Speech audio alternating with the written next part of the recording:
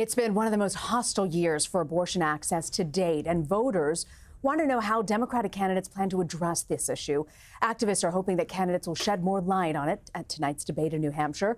CBS News reporter Kate Smith joins me now. She's been following the growing anti-abortion rights movement extensively. So, Kate, how would you say that this ranks for voters? Rena, this issue is tremendously important for voters who are deciding which Democratic candidate they want to support in all of the upcoming primaries. I was reading one report from CNN that said 8 out of 10 Iowa caucus goers, found abortion as a must-have issue for all of these presidential candidates.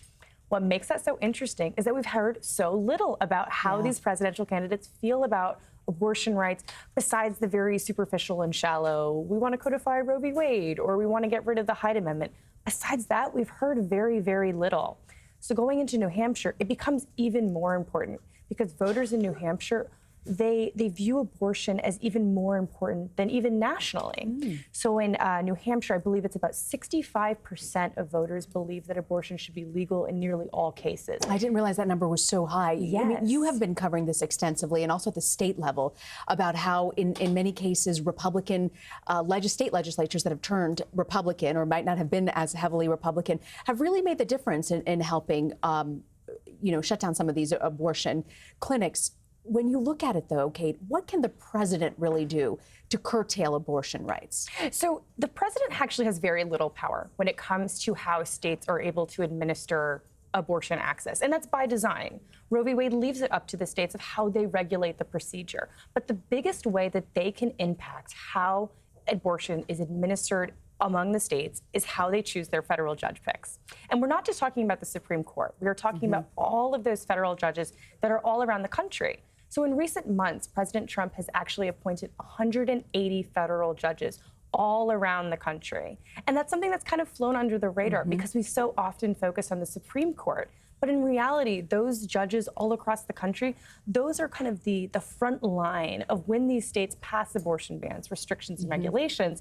Often they get challenged in court, and those are the first people that decide whether or not these are unconstitutional. And that's one of the big things the president can actually say he's delivered on for his base, is being able to appoint these federal judges and move forward on that. But when you look at the Democratic Party, what do voters really feel that they don't know yet about this issue? Voters feel like they know very, very little about what these candidates actually want to do about reproductive rights.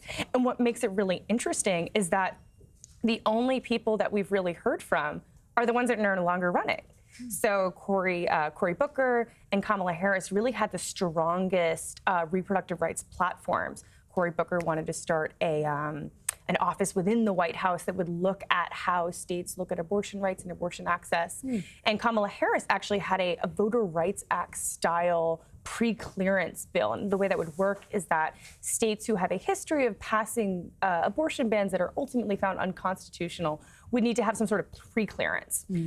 Of course, she's not running any longer. And the idea is that Elizabeth Warren has said that she would take up that platform. But the problem is that on a debate stage, we've heard so little about this. You know, we were talking before, only 2% of the time that we've seen on the debate stage has been devoted to this issue that voters say are so important. Well, we'll have to look for tonight to see if it becomes a bigger issue, especially because it's so important to New Hampshire voters. I want to thank you very much, Kate Smith. Thank you.